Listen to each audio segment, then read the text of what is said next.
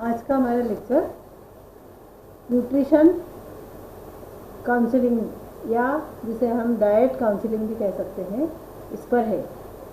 हिंदी में इसको अपन पोषण परामर्श या आहार परामर्श के द्वारा ट्रांसलेट कर सकते हैं, है ना। तो अब ये जो न्यूट्रिशन काउंसलिंग है, काउंसलिंग मतलब क्या कि कोई सुझाव देना या कह सकते हैं परामर्श। अब ये तो आप सब जानते हो कि सुझाव हम किसको देते हैं। सुझाव हम तभी देते हैं और उसको देते हैं जिसमें हमको लगता है कि इसने यदि ऐसा काम किया तो इसको फ़ायदा होगा, है ना। मतलब बेसिकली काउंसलिंग जो की जाती है वो हमेशा कोई ना कोई उस क्लाइंट को फ़ायदा हो उस उद्देश्य से की जाती है ना। जैसे घर में भी आपने देखा होगा कि जो पेरेंट्स रहते हैं वो हमेशा बच्चों को कुछ न कुछ काउंसलिंग करते रहते हैं। क्यों करते रहते हैं? ताकि उनको लगता है अपना बच्चा और ज़्यादा अच्छा हो जाए। अब ये जो चीज़ है काउंसलिंग, इसका मतलब हुआ क्यों अच्छा हो जाए, मतलब उस पर्सन के जो बिहेवियर है उसमें कुछ ना कुछ क्या है, कमी है या कुछ ऐसा है जिसके कारण कि उसकी प्रोग्रेस में बाधा हो रही है, इसलिए हमको काउंसलिंग करना पड़ती है। अब इसका मतलब ये हुआ कि जो भी उसकी हैबिट्स है, वो जो हैबिट्स होंगी वो हैबिट क्या कर रही है, तो वो एक तरह का उसके प्रोग्रेस में ऑब्स्ट्रक्शन कर रही है। सेम वैसे ही कि जब न्यूट्रिशन काउंसलिंग की बात आती है तो इसका मतलब है कि उस जो भी पर्सन है उसकी जो हेल्थ है, उस हेल्थ में कोई ऐसा बैरियर है जिसके कारण कि उसकी हेल्थ सही नहीं है। तो अब जो बैरियर रहता है हेल्थ सही नहीं है में, वो सबसे पहला क्या रहता है या वो क्या हो सकता है, तो डाइट। मतलब जिस तरह से उसका खान पान है या उसकी जो लाइफस्टाइल है उसके कारण उसके जो हेल्थ है उसमें प्रॉब्लम आई हुई है। तो इसलिए जब न्यूट्रिशन काउंसलिंग की बात आती है तो इसका मतलब ये हो जाता है कि उसकी जो भी फूड हैबिट्स होंगी या जो उसका बिहेवियर होगा उसमें हमको क्या लाना है, चेंज लाना है। तो जो भी है चेंज वो लाना ये सबसे कठिन प्रोसेस रहती है और इसीलिए डाइट काउंसलिंग या न्यूट्रिशन की जो काउंसलिंग है ये एक इम्पॉर्टेंट टास्क है।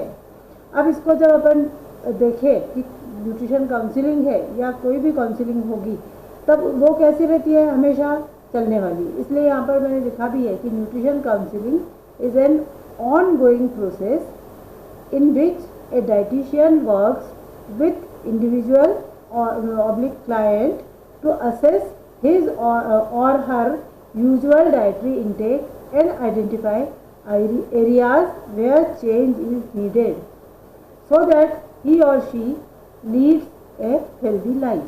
क्लियर हो गया होगा आप लोगों को कि जब भी किसी व्यक्ति की हेल्थ में कोई प्रॉब्लम रहती है तब ऐसे समय में वो कहाँ जाता है, डॉक्टर के पास जाता है। डॉक्टर उसको रिकमेंड कर देता है खाने के किस तरह का होना चाहिए उसके लिए डाइटिशियन के पास। तो ये जो डाइटिशियन रहती है वो फिर उसको ये बताती है कि किस तरह से आपकी हेल्दी लाइफ हो सकती है। अब वो बताने के लिए पहले उसको क्या करना पड़ेगा कि उसकी जो नॉर्मल डाइटरी हैबिट्स है और इनटेक है उसको देखना पड़ता है और उसके बाद वो आइडेंटिफाई करती है कि कहाँ पर मेरे को चेंज करना है। तो ये जो प्रोसेस रहती है ये सतत चलने वाली प्रोसेस है, इसलिए लिखा है कि nutrition is an ongoing process. तो मुझे लगता है ये क्लियर हो गया होगा कि न्यूट्रिशन काउंसलिंग क्या है और क्या इसका पर्पज़ है। तो पर्पज़ भी नेचुरल है कि जो भी डाइटरी हैबिट्स होंगी या उसका जो बिहेवियर है क्लाइंट का, इसको इम्प्रूव करना चेंज करके। अब ये हेल्थ को इम्प्रूव करना है और ये हैबिट्स और बिहेवियर में उसके चेंज लाना है, ये इसका मेन पर्पज़ रहता है। ये जो मेन पर्पज़ है ये कैसे सॉल्व हो सकता है, तो जो भी काउंसलर होगा वो काउंसलर क्या कर सकता है, तो इन्फॉर्मेशन पूरी देगा, जो भी जानकारी है वो बताएगा, फिर एजुकेट करेगा कि भाई क्या क्यों ये रोग हुआ, क्या इसमें कारण है, ये सब चीज़ें बताएगा, क्या इसका दुष्परिणाम है, ये सब बताएगा पूरा डिटेल। फिर सपोर्ट करेगा कि आपको क्या क्या करना चाहिए और फॉलोअप, जिससे कि जो भी अपना पर्पस था इस काउंसलिंग का वो क्या हो सके, सॉल्व हो सके, उसकी डाइटरी जो भी चेंज है उसमें प्रॉपर चेंज हो सके और वो मेंटेन हो सके। तो ये अपना न्यूट्रिशन काउंसलिंग का मेन जो पर्पस और क्या रहता है ये मैंने बताया। अब आता है कि जब भी कोई पर्सन काउंसलिंग के लिए किसी के पास जाए तो वो जो काउंसलर रहेगा, चाहे अपन उसको डाइट काउंसलर बोले, न्यूट्रिशन काउंसलर बोले, या जो भी हेल्थ जो टीम होती है जिसमें हेल्थ एडवाइज़र्स रहते हैं, ऐसा जो भी होगा, पर अपन क्योंकि न्यूट्रिशन पढ़ रहे हैं इसलिए डाइटिशियन ही एक काउंसलर होता है। और वो भी आप लोगों को मालूम है कि एक रजिस्टर्ड डाइटिशियन जो रहता है वो ये काउंसलिंग का काम करता है। तो अब अपन देखते हैं कि जब भी उसको काउंसलिंग करनी है तब जो काउंसलर रहेगा उसमें भी कुछ कैरेक्टरिस्टिक्स होना चाहिए, कुछ विशेषताएं होना चाहिए। यदि वो विशेषताएं होंगी तो ही क्या होगा, उसका इम्पैक्ट अच्छा पड़ेगा, है ना। तो सबसे पहले तो क्या होना चाहिए कि उस विषय के बारे में उसको पूरा परफेक्ट नॉलेज होना चाहिए, है ना। जब तक व्यवस्थित नॉलेज नहीं होगा वो व्यक्ति जो रहेगा वो उस कॉन्फिडेंट नहीं रहेगा काउंसलर, और जब वो कॉन्फिडेंट नहीं रहेगा तो उसके बोलचाल से ही जो पेशेंट रहेगा उसको लगेगा कि अरे इसको तो कुछ आता नहीं, जाने दो, ये जो बोल रहा है इसमें कोई दम नहीं। इसलिए परफेक्ट नॉलेज उस सब्जेक्ट का होना चाहिए। दूसरी बात है कि गुड कैपेसिटी ऑफ लिसनिंग, क्योंकि जब पेशेंट के साथ बात हो रही है या जो भी क्लाइंट है उसके साथ बात हो रही है तब वो अपनी बात बताता है क्लाइंट या पेशेंट, तब वो क्या बता रहा है उसको सुनने की अच्छी क्षमता होना चाहिए। तो ध्यान से सुनने की जब क्षमता होगी तब व्यक्ति को क्या हो जाता है, एक तरह का जो काउंसलर है उसके ऊपर विश्वास हो जाता है। आप लोगों ने भी अनुभव किया होगा कि आपकी यदि कोई प्रॉब्लम है और उस प्रॉब्लम को आप लोग किसी टीचर से शेयर करना चाहो और टीचर को बताने जाओ और टीचर ने डांट दिया, सुना ही नहीं, तो आप लोग में उसके लिए क्या हो जाता है, एक तरह की निगेटिविटी आ जाती है कि अरे कोई फ़ायदा नहीं इसको बोल के। तो सेम वही जो है यहाँ पर भी रिफ्लेक्ट होता है। तो कैपेसिटी सुनने की अच्छी होगी काउंसलर की तो ऑटोमेटिकली पॉजिटिव इम्पैक्ट पड़ता है। फिर उसके बाद है परफेक्ट एनालाइजिंग कैपेसिटी।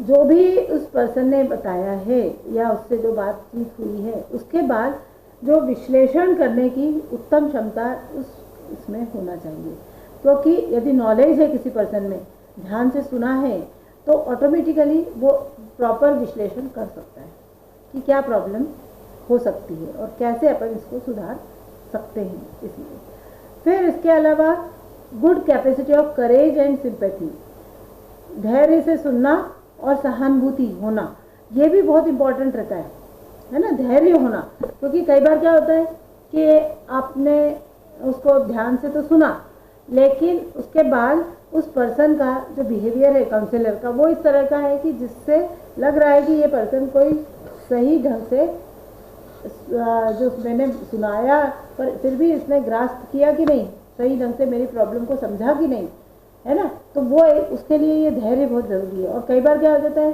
कि उसने जो भी सजेशन दिया उसके बाद जो क्लाइंट है वो उसको हो सकता है कि बुरा भला कहे कि आपने ऐसा बोला था पर अब इसलिए ऐसा हो गया वैसा हो गया। तो ये यदि करेज होगा और पेशेंट के लिए सहानुभूति होगी तो ऑटोमेटिकली क्या हो जाता है कि व्यक्ति उस काउंसलर की बात ध्यान से अडॉप्ट कर सकता है। इसलिए ये चीज़ इम्पोर्टेंट है।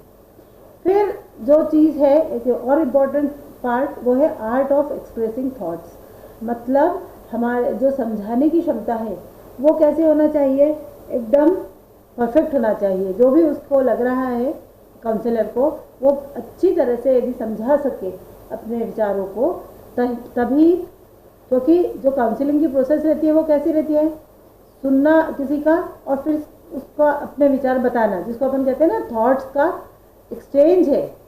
तो जब थॉट्स का एक्सचेंज है तब उसके लिए ये वाली चीज़ें तो होना ही चाहिए, पर साथ में अपने थॉट्स को प्रॉपरली बताते भी आना चाहिए, समझाने की अच्छी क्षमता होना चाहिए। फिर इसके अलावा गुड कैपेसिटी ऑफ मोटिवेशन, क्योंकि जहाँ पर कोई चेंज अपन एक्सपेक्ट करते हैं वहाँ पर क्या होना चाहिए, उस व्यक्ति को मोटिवेट करते भी आना चाहिए। क्योंकि जैसे आपने देखा कई घरों में ऐसा रहता है कि बच्चों को अच्छा मोटिवेट किया जाता है कि अरे वाह तुमने अच्छा काम किया, और कई घरों में ऐसा रहता है उल्टा कि अरे तुमसे तो कुछ बनेगा ही नहीं।